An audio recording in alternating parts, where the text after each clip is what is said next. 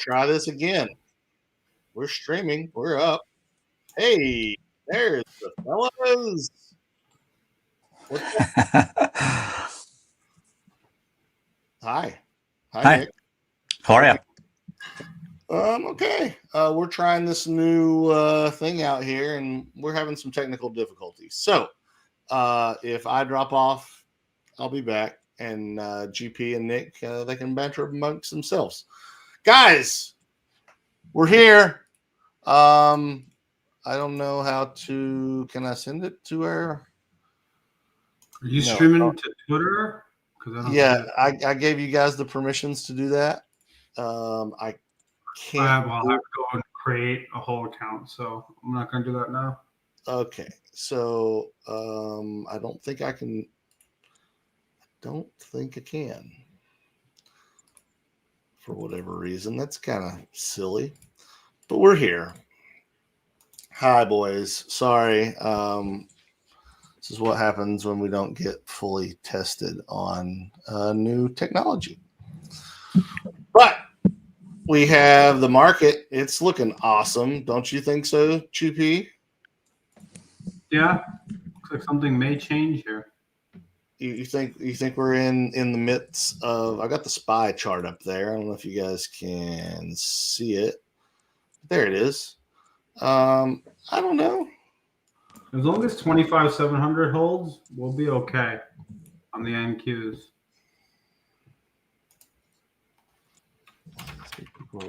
But there's been inherent weakness for a couple weeks now, right? Across the board.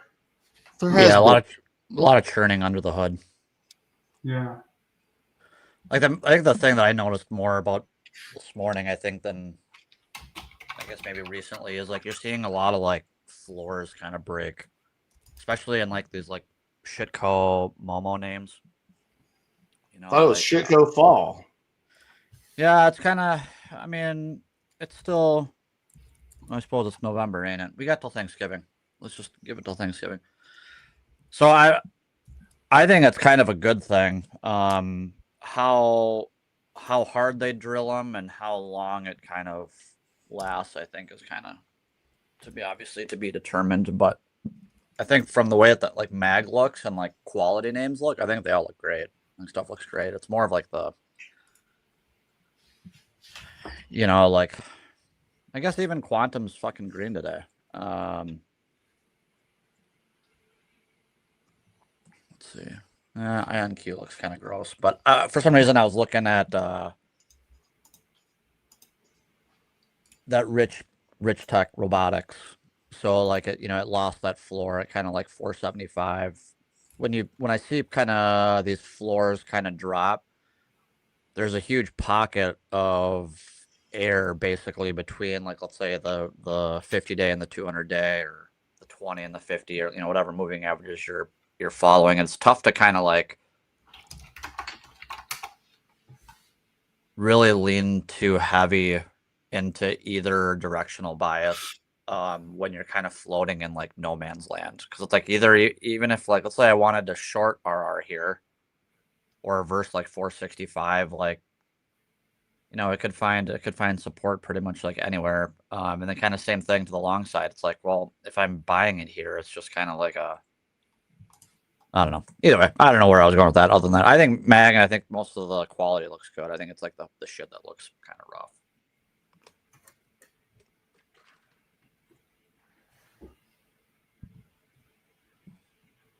I think it's how things drop so easily on so little volume is probably the ultimate telling thing, right? It's if you Ben's having some technical difficulty. He'll be back in a second, but I think if you're looking at just look at Tesla, right? It's about to make an announcement on the voting and all this stuff this week, and take a look at the amount of volume it took to get up to like the 474 area yesterday, and versus the volume for it to completely fill that gap overnight on zero volume, right? Like just straight down.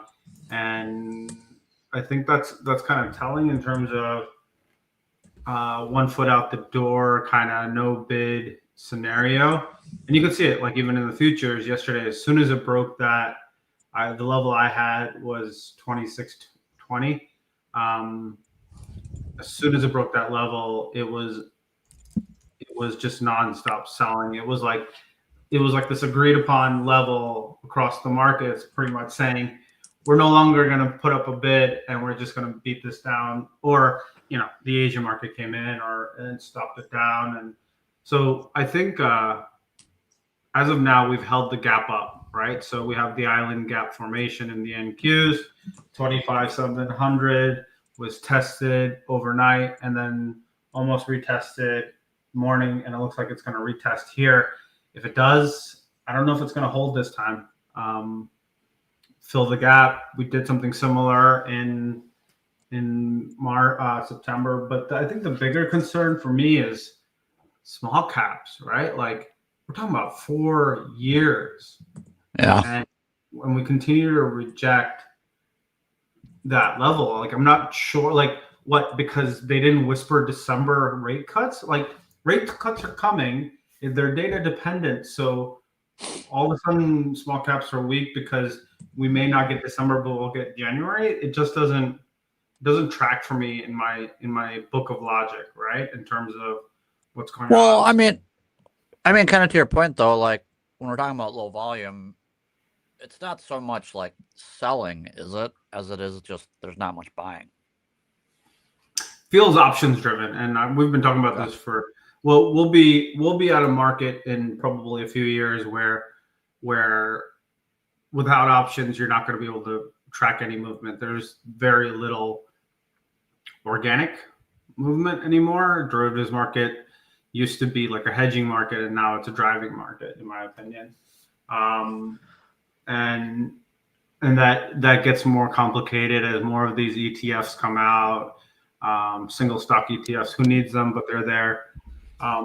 The other thing I will say is we tend to have these kind of days on election day, and it could just be election day jitters. We have a pretty heated race going on in New York City, and New York City is the financial capital of the world. And what are we watching? The financial markets. So you could make the logical narrative that this is jitteriness into earnings and hedging into elections, and post elections we get the unwind, right?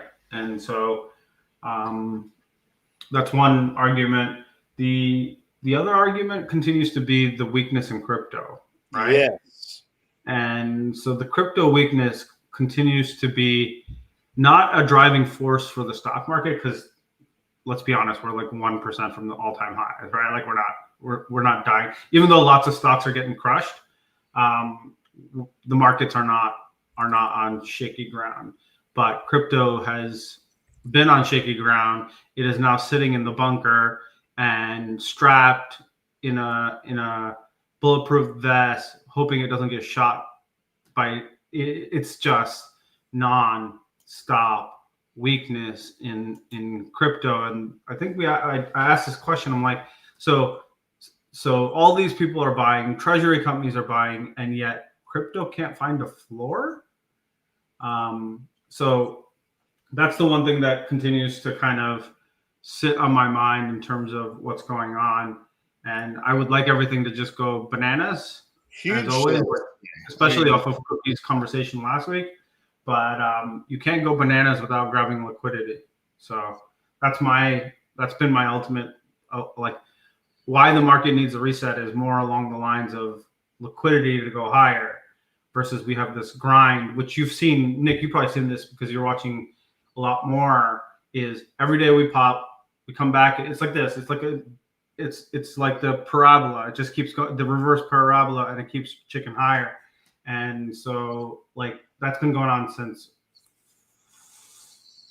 I would say, May, June, as soon as we broke out, and people were like, this can't go any higher. And we've been grinding higher and higher. That's been the pattern while things get beaten down underneath.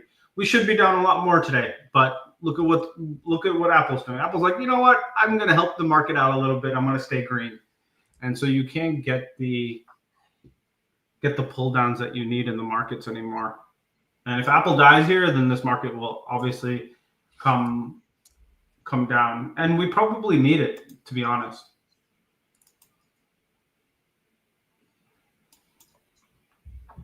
And it makes sense. It's right before Tesla's big announcements and stuff like that. So Tesla has consistently for the last 4 years tried to break out when the market's in the nosebleed section, and it continues to fail. So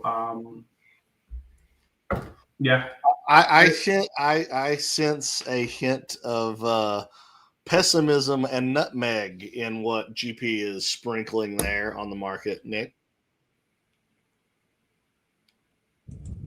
Sorry, I had to reset my headphones.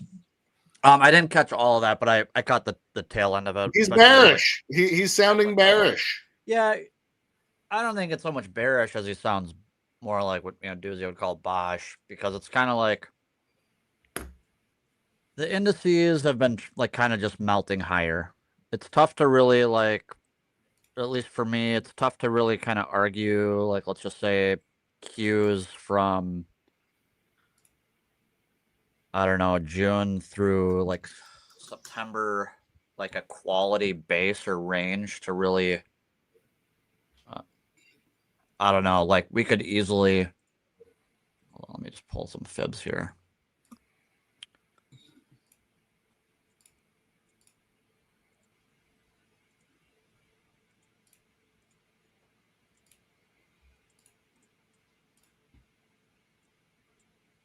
Yeah, I don't know. I'm not so much bearish. Crypto does kind of concern me. Horrible. It looks rough. I think, like, of any of them, I kind of like Bitcoin the most. Just being that it's been trading in a channel since basically the 2020 lows almost. At least there's been a trend line from the 2020 lows. We're bang on right now. But if we 50 weekly, yeah, if this continues, we're back within we retook the previous high back in January, and so there's a good chance. Like, I would not be surprised to see us retesting 76,000. yeah, That's the low end of the previous range. That's also a tap of the trend line that began back in 2020. What that like looks like to the rest of the crypto though, like it's like really tough for me to kind of to get, like, especially like looking at Ethereum, for instance, right? Like Ethereum's back within the range too, and I hate when price kind of builds out somewhat of a base on base look, or just like it starts to consolidate above a prior base and then price reverts back into that range. So Ethereum, I mean, dude, we got room all the way back down to 1,500 on this thing. they all have a lot of room. Yeah. But I guess my question or my man, Ethereum just took out the 200 day. Oh. Yeah, all crypto's getting smoked right now as we're talking. Yeah. Yeah, that's getting hammed. What's the is there a catalyst? No, but I pulled up the Bitcoin chart on my other trading view. Look, this is the one that I do doodles on, and I marked the halving of Bitcoin with these yellow lines. And I remember about, I don't know, 6 weeks ago, I said that something isn't right with the way crypto's moving. And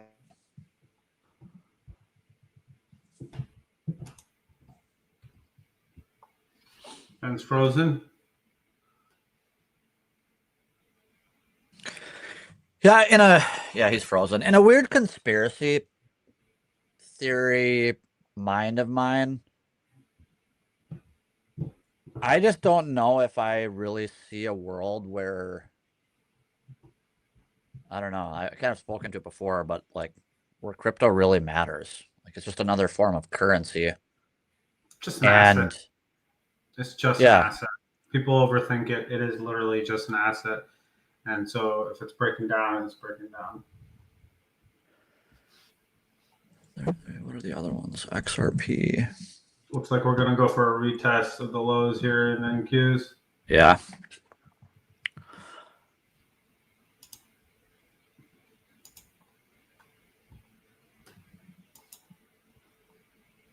And you see, like, it's not on a lot of volume yet. There is no buying whatsoever, right? Like they're crushing this on very low volume. Hi, I'm back. I was trying to say, and I'm not going to share my screen because I think that might be part of the problem. So if you guys want to pull up some charts, have at it. I'm just going to leave this one browser open for the show. What I was trying to show was all those vertical lines that I had on the Bitcoin chart. Those indicated when Bitcoin halved. And within, I don't know, it was a few weeks, you saw Bitcoin take off. And we halved a long time ago, and Bitcoin hasn't taken off. I mean, we did reach a new high, but it didn't do anything similar to what it's done in the past. Oops. Yep. So, GP, we're always looking for new reasons to take the market at its word, right? And I think, you know, when you see a change of character, like we see, like many people have noticed in Bitcoin, you kind of got to pay attention. And yeah, right now, everyone across the markets.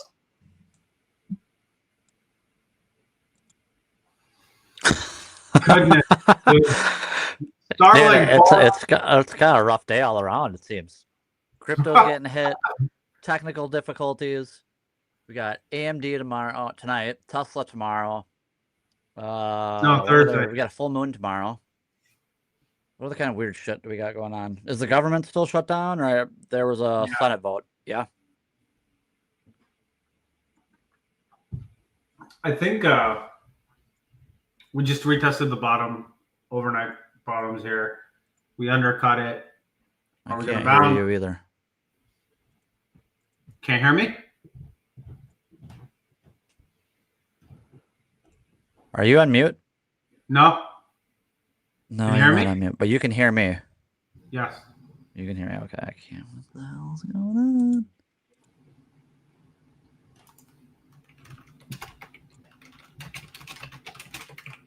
I guess it's gonna be one of those days, huh?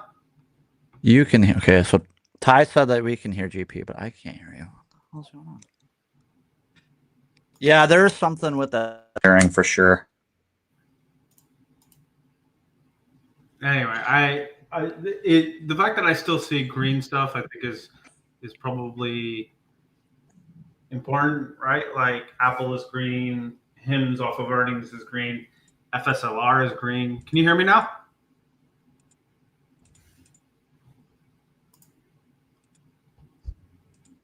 I guess it's a struggle day. Dude, what the fuck? All right, I'm going to talk, and when you guys come join, you come join. All right, bosses. So I think overall you're seeing some market jitters over the elections. We just retested the overnight lows, and so far buyers are stepping in. If this holds here, it's a good thing, right? Let's see what the bounce. Let's see if they can take it back green. We do have AMD earnings tonight, and selling off into earnings is quite funny as always. We've seen it with Amazon so many times. But like, it's not just like, so TLT is green. All the bonds are green. The 2-year, the 10-year, the 30-year. The dollar is up, but if you're looking at some of the higher, like the investment grade bond ETF is up a lot.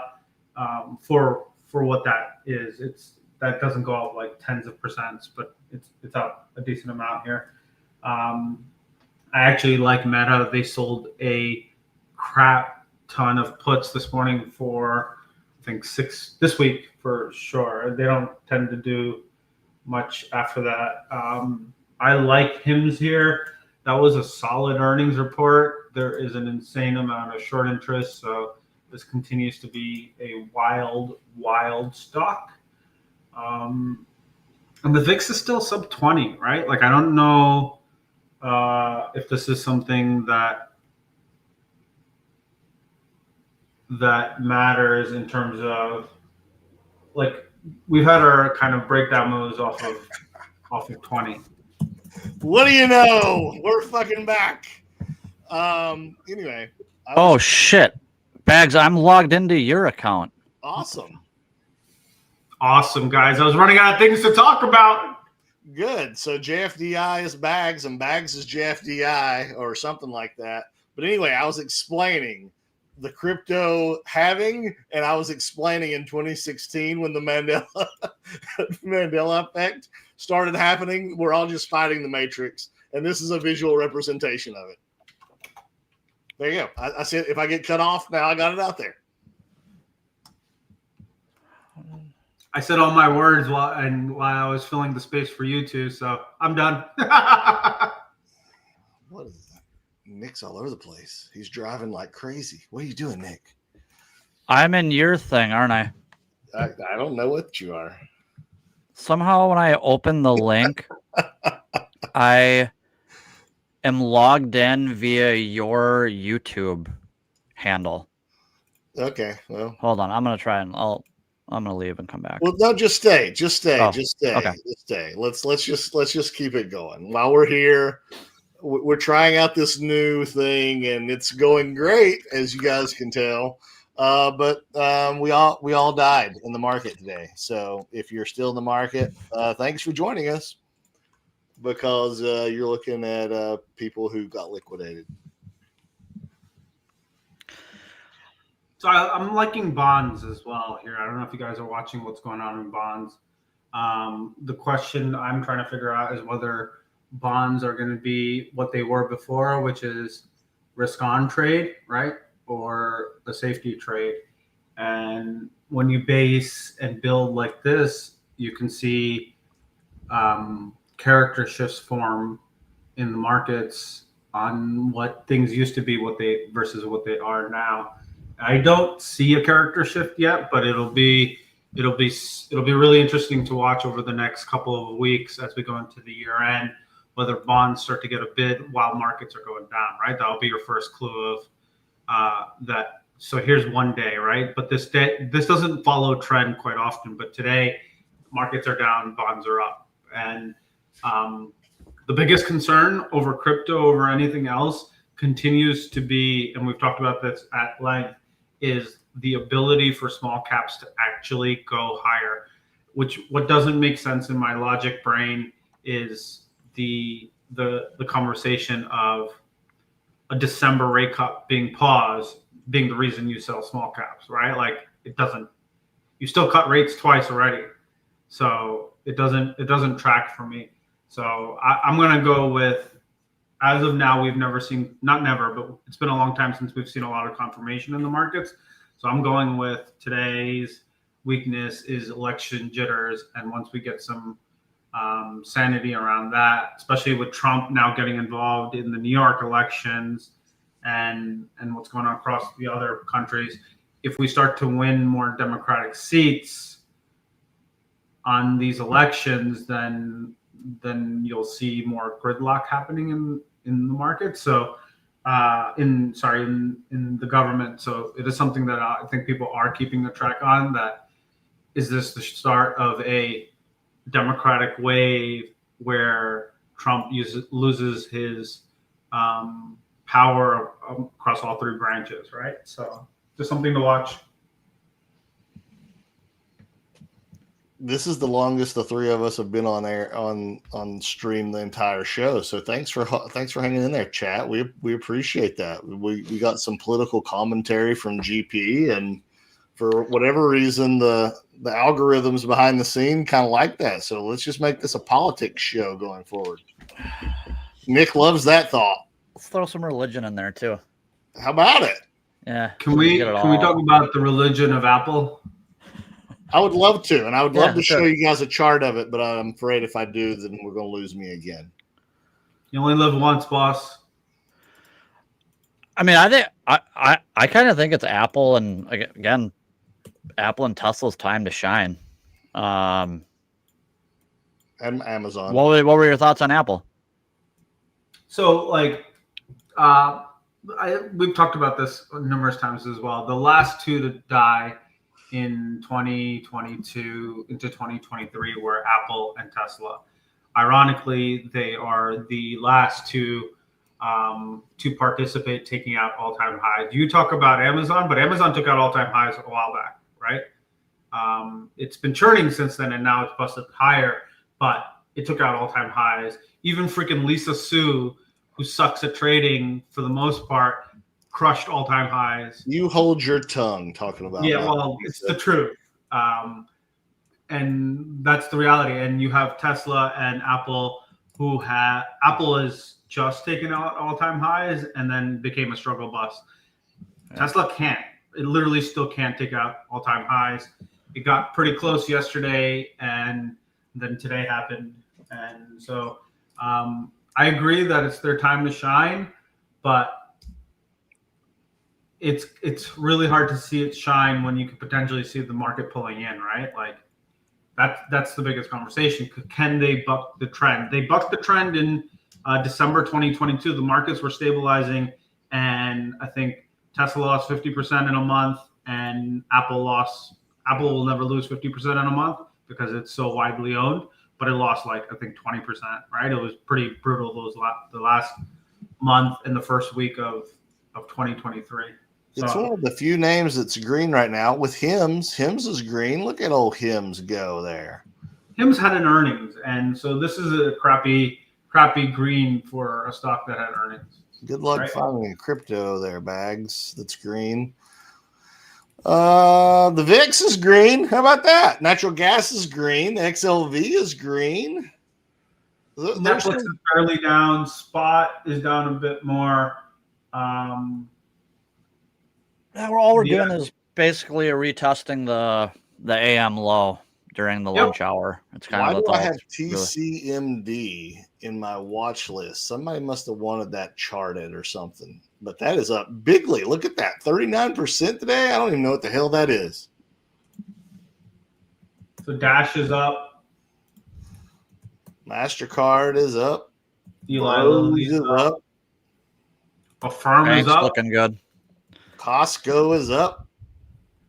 Citigroup, JP Morgan, Wells Fargo, Goldman, Morgan Stanley.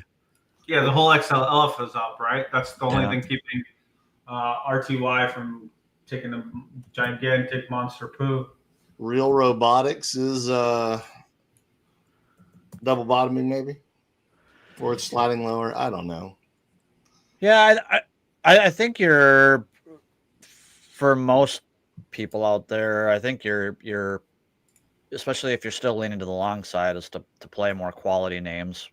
I think the shitco season has kind of run hot, and I think that's what needs more time to digest than anything else. Most stuff, like if let's say you pull up the IGV, like I think the IGV looks pretty good. Along with a lot of the names like in that kind of like within that kind of index. I think it's really kind of to me, at least from what I'm seeing and how I'm looking at things, it's really just a timing thing. And kind of see how these things kind of rotate around. It'll be interesting to rehash this discussion tomorrow on the Community Rip Live over on StockTwits, because I'm in the camp of election day right now, and I'm glad GP brought that up. I know it's not a major election, but there's several gubernatorial elections and obviously the New York City mayor's election. But I kind of think it's an election day. I don't know. We see this all the time on election day. It seems like, obviously bigger elections, but we'll see how it goes tomorrow. And who's going to buy before elections, right? I wouldn't be buying here because maybe that changes stuff. Maybe all of a sudden Trump wakes up if Mamdani wins and says 200% tariffs on everything in New York City, right? Like who the hell knows, right? So what if he? I mean, if we want to talk elections, what if he just says the election's a fraud? He didn't get elected, right? Like, I mean, who? Basically, there are no reins on what he could do or say. So we're already in the form of some. We're in like the first couple of innings of like a civil war.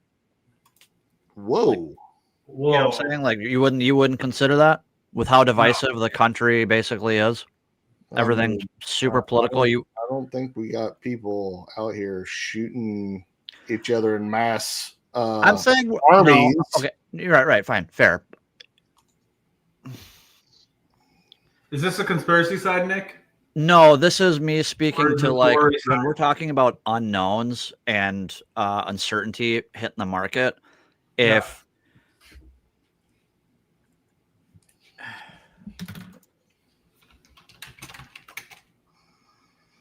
I think the state of our union is perilous, if that's what you're trying to get at. Yeah, I'm trying. It's a fucking mess. Like there's no line, like no bar anymore. So it's kind of I don't know. I don't know. We just had a governor who sits in a wheelchair threaten New York City, New York residents with terrorists, and I'm like, it's a very emboldened environment. I don't think we're at civil war. Could these be the steps to that? What? Maybe, but I think guess it's more. I'm not so much thinking in terms of like violence per se. I mean, what does Governor Abbott being in a wheelchair have to do with, you know, threatening things? I think we I know the stream is being kind of nutty today, but like let's take them on their merits and not on their disabilities. It's not about the disability. I'm just saying it's a guy who's sitting there who does it. It's more about the selfish selfish behavior of the conversation. It's like the Napoleon theory, etc. Right? Like it's like, well, I'm gonna show my strength even though I'm kind of weak overall. Right? I agree with that. Yeah. Absolutely. So it wasn't about the disabilities. It was more about the line with how people are just like I posted it yesterday. In an opportunity to make the world heal, make the country heal, you're choosing violence in terms of. No one wants to do that, right? Yeah, no one wants to do that. It's either my side or no side, right? You don't have the right to be here if you're not choosing my side. That's what I'm saying when I'm talking about civil war. I'm not speaking so much to the violence aspect of it as just the sheer divisiveness of everything. It's almost like, oh my God, if you're this, I can't hang out with you. Oh, I can't spend time with you because you're this or you're that. And it's like, I haven't gotten that from anyone, but I would say, I think it's just, dude, you have a state that's potentially it's just fed up with stuff, right? New York City in general is fed up with what's going on through all the different, de Blasio was terrible, right? Eric Adams wasn't much better, and Cuomo is whatever, right? So people are looking for leadership that is involved in the weeds and all that other stuff. And the governor from Texas could have sat there and said, guys, if you don't like your city, you don't like your state, what's going on? Why don't you come join us, right? Like, we'll take care of you. Sure. Nope.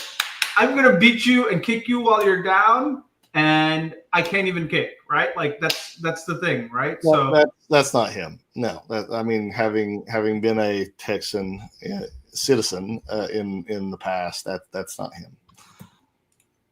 But what does all this have to do with the market, though, right? Like, I mean, I know we're talking election day jitters, but what does this have to do with the market? Why? I mean, we have been in a position where we have seen gaps up. I mean, last week, let's just go to the SPY real quick. Last week, we saw gap, right? Gap. And then on Wednesday, we saw some up marginally, but we saw some selling into that. And then Thursday, Friday, obviously, yesterday and now today, we got down. My point is we are exactly where we were last week, one Friday ago. All right. And I know crypto, believe me, I'm feeling the crypto burn myself. But at the same time, like the market structure is still there. I posted this chart, I don't know how long ago, but I mean, it was before we talked to Cookie about all these stair steps higher. And we haven't even come in to test the breakout retest. And we're acting like it's fucking civil war and the world is on fire right now. And no, we just came back down to where we were less than a week ago. All right. So, well, like, yeah, but if you're freaking out right now, if you're trading shitcoins and Momo names, you're getting fucked. You're getting yeah, right. Look at Path. Everybody's been on the Path train for the last month, basically. And look at Path getting absolutely destroyed today.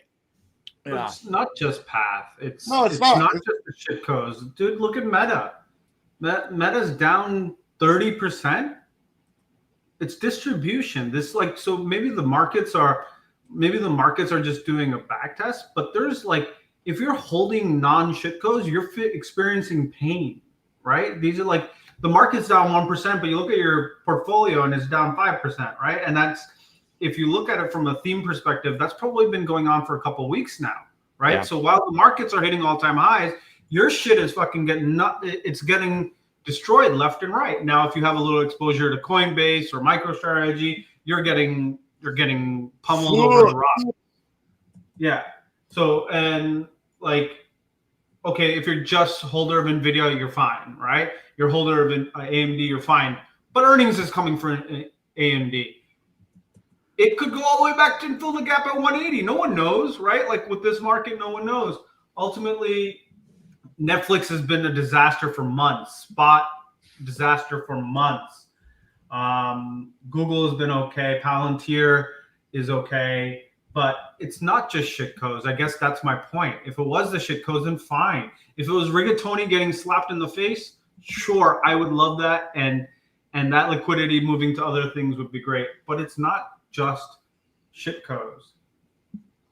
I think it's predominantly shitcoins. I mean, you can argue that strategy is also a shitco, right? But yeah, you're right, GP. Like Meta has been down since it reported, and there you go. And from the time it reported to now, it is down 17%. But from the top, is it down 30%? I don't know. 21%. Okay. But it's so like, and then you have the names that are weak who can't find a bid anywhere in the markets, right? I think Randy just hit the nail on the head. Chasers are getting punished. They're getting crushed and they panic sell. I think that is what is happening, Randy. Maybe, but take a look at the chasers in names like Lulu and Nike. There's no chasers there. There's barely buyers, right? So like these are crap charts, not crap companies, and I get that, but like there is no real place to kind of hide without getting slashed. The markets go up, Nike goes red. Market and Lulu goes red. Markets go down, they go more red, right? So it's there's a lot of damage that's happening in the portfolios, even where the market's at. I'm not saying that the markets are going to crash, any of that stuff. The Civil War conspiracy conversation with Nick talking about it has nothing to do with the markets. Well, I wasn't trying to go as far as to say like we're in the midst of this like violent shooting each other civil war, but in the divisive nature of our population in this country, cultural civil war, if you will. Yeah.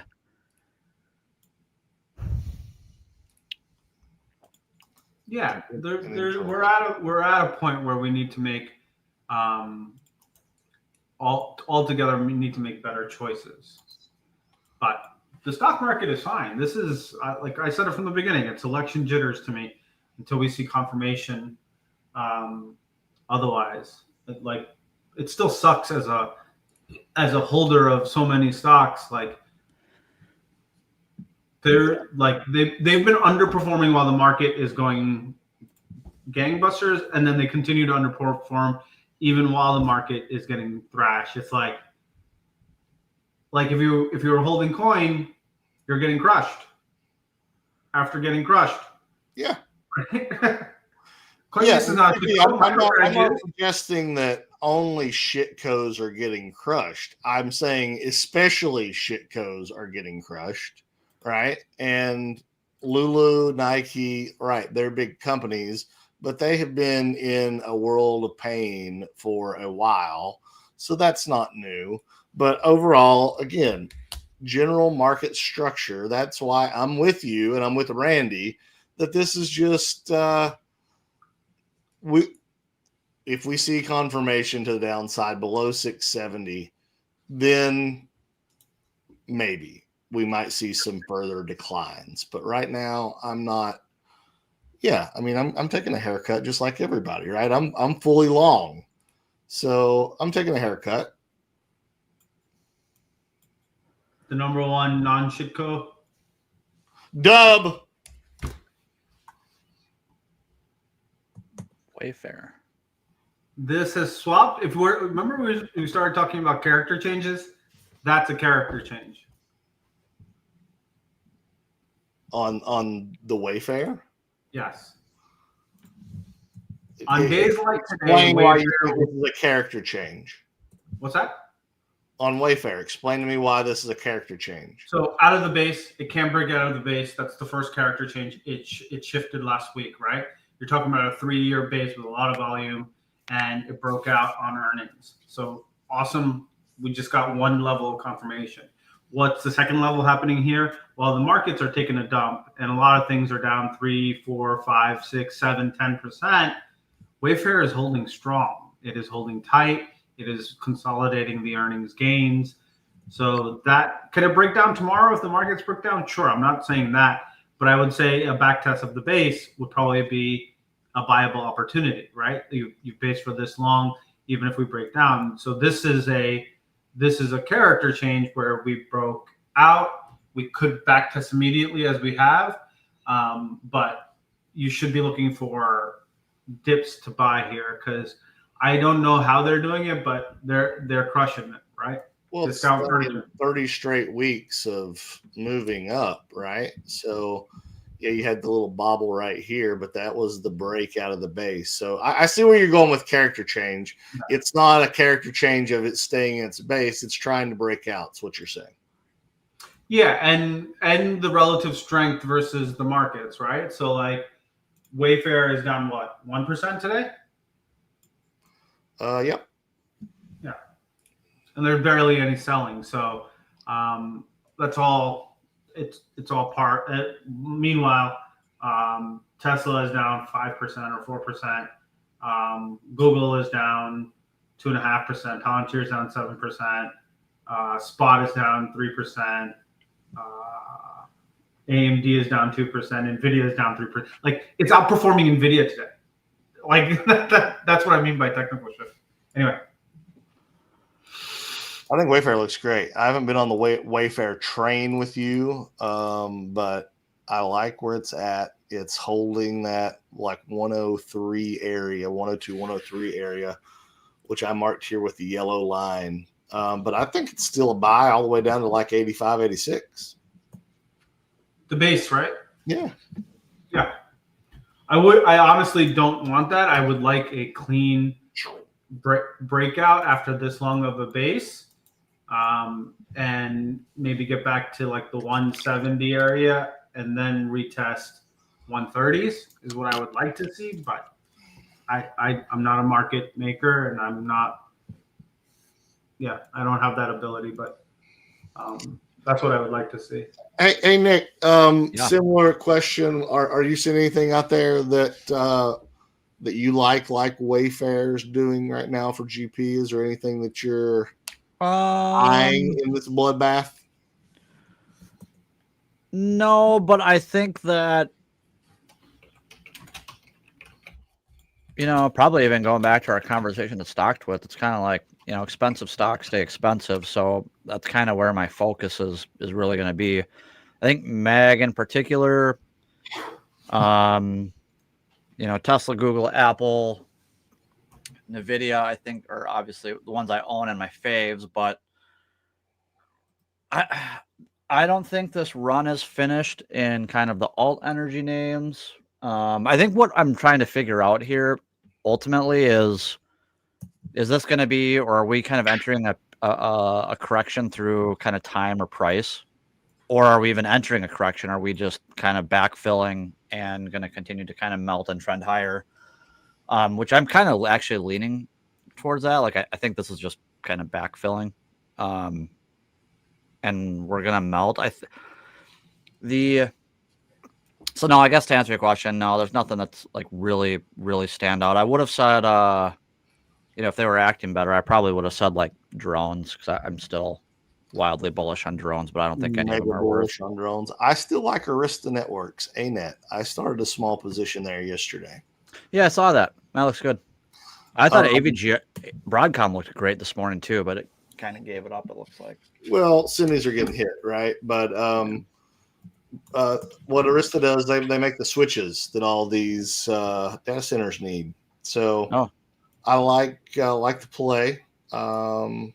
We'll see how it works out. They have earnings tonight, so you know, just mind your P's and Q's if that's something you're interested in. I only took a small position because I want to get longer eventually in ANET. Funny, I remember when you know, I love my Cloudflare, and I remember seeing ANET and NET right back here somewhere in 2020. Where am I at? Somewhere through like here. And I chose one or the other. I would have been okay with either one of them. I chose Cloudflare, obviously. But I was just looking like, I remember looking at you way back when. You're only 1,000%er from here. So it's always a good time when we try to correct our mistakes. First Solar is another one. FSLR. I can't imagine that you like First Solar, GP. Motherfucker's holding up strong. This beast is trying to stay green in this market too. So 0.5%. Yeah, and it's been showing overall kind of strength. There's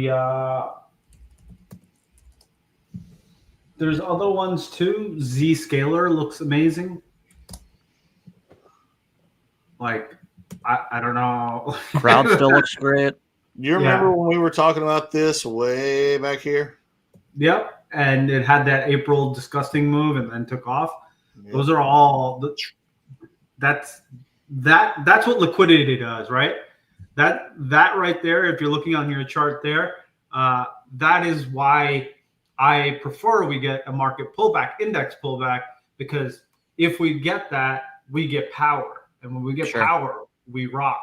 This grind it out, constant retest, backtest, gap fill, retest, gap fill, backtest, retest is mind-numbing and exhausting. Great for day traders, but as investors or long-term or medium-term swing traders, you're cursing. You want to throw your mouse, your keyboard, and your monitor out the window, right? That's kind of what's going on, because you're like, oh man, like we've been doing this sideways too much. We've had 2 rate cuts. We have QT ending, and we've been sideways since September 18th, almost 2 months. I think that probably points to the idea of like buying right and sitting tight, though. I mean, less is more. Less is more, 100%. Because it's like, if you, not you, the universal you, but like if you were buying, yeah, not the universal you, you know, like if you were buying quality setups, quality bases, you know, this trend from the like tariff lows provided you like multiple opportunities to kind of get into position yourself and just kind of sit tight. I agree. The backfilling and the melty kind of like trend is like, it's so fucking hard to trade, because it's like, okay, what are you going to do? Like, you're going to take like a half size or quarter size into like a backfill versus like, let's say the 20-day, or I don't know, just a backfill, filling a gap. But there's not like a clearly defined pivot where you can arguably say you're wrong. Like, how many times do you see price basically spike the 20-day or spike the 10-day or even spike the 50 just to reclaim it? I think this is a market that is, at least how it's been behaving, I kind of agree. This is a recipe for like getting chopped and throwing away quality positions that you have on. I think it's well, I mean, you gotta learn from your mistakes. Yeah, I agree, Nick. I think you hit the nail on the head. Grinding higher isn't sexy. All right, it's not big jumps or the trampoline effect or the beach ball effect as much as something like, I've got the Broadcom chart up here, but like back in April, right? And I think you're exactly right. I think when you have a sell off into a trend like we've been in, it makes you want to get rid of some stocks, because if you had any cash available, your cash was trash, right? You needed to be long. You needed to be invested in something. And either you were trying to buy somewhere in that trend to get long, or you're still holding cash. If you're still holding cash, now over the past 2 days, either you've been eager to throw it at something, or you're getting, the perma bear, the miserable bear thesis going on in your head that I'm going to wait for it to get, worse. Yeah. And for me, that's always been the case, right? Is get long quality stocks. They're going to bounce back. Don't throw them away. And I think that's where we are. I think where we are. I think we'll see tomorrow how we're going to do. But you're right. I think there's always reasons to sell. There's always reasons to sell, and we usually don't sell for the right reasons. No. No. And how you're feeling is definitely not on the list of not the right reasons. GP, did you trim anything fully long into this? I will be trimming. I'll be getting stopped out of coin if it doesn't recover by the end of the day.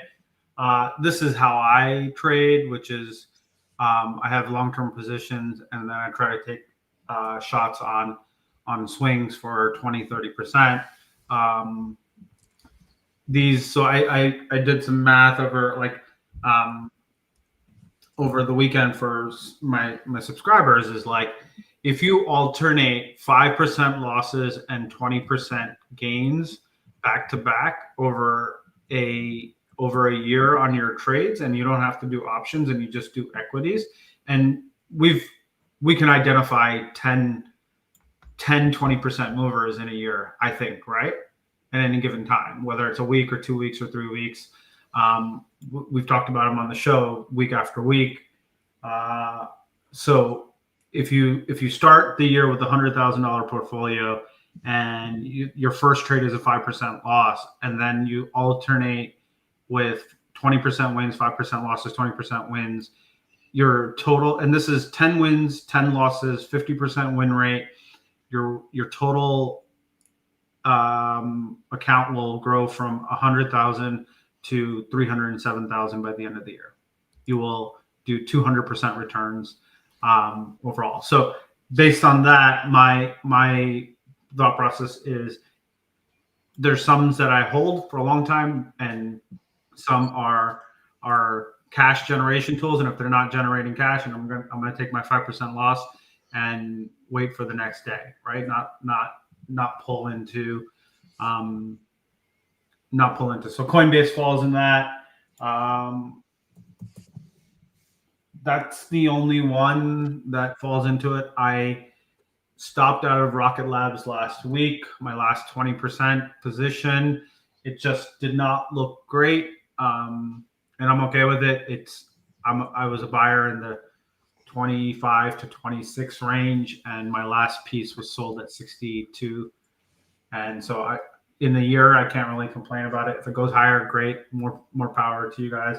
So I've been raising cash that way in terms of things that I think just seem a bit exhausted. Coinbase will be that one today. Potentially Might get long Cisco with that. Ooh. Oh, I thought you were gonna say City. No, I like Cisco, but Cisco just never moves in like massive fashions. And all time highs is about 15% from here. So I'm like, I don't know if that's worth my time. But yeah, raising cash where I think the setups are starting to fail. If they turn around, I will get back in. I'm not worried about that stuff.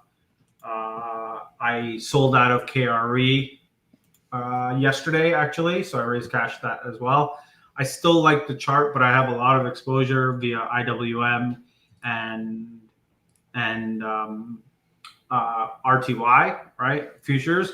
So it didn't make sense to also be leveraged on KRE, so I raised cash that way as well. That's all.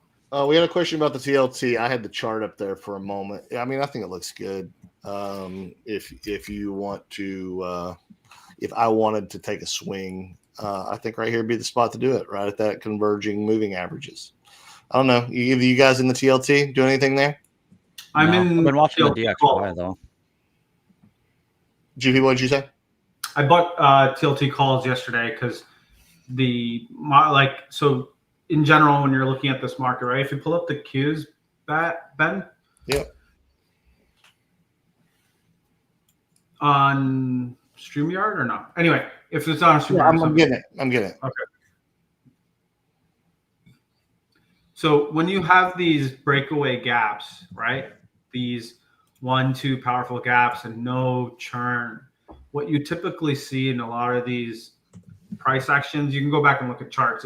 It's historical. Happens quite often. Is people will think that it's like the blow off top, right? And it will break away, and it had no weakness in those breakaway gaps, right? And so it will come back and fill the second gap, but never fill the first gap out. So we're in that trajectory that I think we're on the verge of filling that first gap. And once we do, it's off to the races again. But everyone's going to get short thinking that, well, this gap is going to get filled and the next gap's got to get filled. And, you know, people in their love of gap fills must gap fill. Just my 2 cents in terms of how a lot of these kind of breakaway gaps, you can kind of take a look at when we broke out in May as well. It's kind of a similar price action in the Qs. That May 12th, May 13th, if I got my dates correct. Right? Like, Oh yeah. Right? Very, very, very, very similar structures in terms of how these secondary breakaway gaps fill and then grabs enough liquidity to move higher. So that's me. What was the question? I don't even know if I answered it. I just started talking. Well, just if we were involved in TLT and you just kept going, that's great. It's fine. Yeah, about that. I am involved in TLT.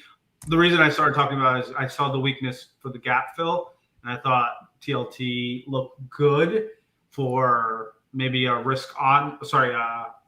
safety trade. And the chart overall looks great in TLT whenever it decides to go, and J Powell stops being a dickweed. Yeah. We had a question about MongoDB, GP or Nick. Either one of you want to jump on MongoDB? Nick, you can take that one. I like it. I like the setup. I liked it better through 340. I don't know where you're in it or if you're in it currently. Wouldn't be a bad spot to probably add versus like the back test of this 10-day. The 10 days catching up to kind of that pivot high. I like MDB. It's just kind of tough right now. There's not like the I'd have an alert at 369 and probably another one if it reclaims or gets back above like 355, 360. It's just like, do you want to take on the additional risk right now or wait for a better setup? The setup's like not the prettiest. I like the name and I like the stock. I'm saying it's not the prettiest. Yeah. At the moment. There's a lot of not pretty right now. Yeah, it's kind of like that's kind of, I think kind of the whole point of the show. It's like, dude, everything just kind of looks like blah, what the fuck, So it's kind of like a lot of times what I try to do, especially in moments where I don't know what the fuck to do, I try to just do nothing. And a lot of times it's hard because I usually find myself like selling when I don't know what to do, but that'll end up biting me in the ass. I try to just let my trail stops do the talking for me. Yeah. I mean, I'm peeking at crypto again, and whoo. How do you trail stop Tesla? I'm very curious. How shit moves 5 to 8% in a day. Yeah, I don't know. Like if you were gonna use Tesla, like Tesla would be kind of a tougher example, but for some really hardcore trend guys, they'll use candle lows. So for instance, like if you're trading a weekly chart on Tesla, you might say like my first trail stop is on a 3-bar low after a new high has been made. But if that's the case, you know, Tesla made that high at whatever it was, you know, 470, right? That means your trail stop right now is still down at 340. So like you could use, I mean, it's preference though, but like, you know, if that's the way you're trail stopping Tesla, chances are you're not long from 350. Or you're not long from 4, you know, in the 4s anywhere. You're probably long this thing, definitely sub 200. Just my kind of opinion. I've like the trend guys I find to be very fascinating because of how it's like subjective, but it's also mechanical at the same time. There's a guy on StockTwits way back when. His name was Trader Fox, and I went back and forth with him like all day one day, and dude, he uses a 6-bar. So he uses a 2x weekly ATR as his initial stop. That's on the weekly. And then he'll trail it with, I think he said a 6-bar low, which after a new high has been made. So it's like, dude, if you're using a 6-bar low, I mean, you're holding these things for quite a while. Sounds like he's swing trading. I wouldn't classify him as a swing trader. I'd almost kind of like a uber long-term trend trader, I think is how I would